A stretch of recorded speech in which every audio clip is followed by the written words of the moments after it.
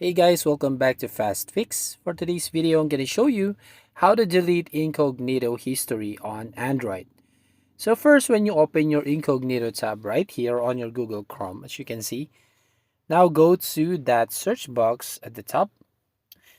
And then all you're going to do right here is just type this Chrome and then add a symbol like this one, double dot, and then two slash right here. And then the next one that you're going to put right in is URL dash internals. So as you can see here, go to that DNS and you can see clear host cache. So you need to tap this one to be able to delete all the incognito history on your Android browser. So that's it.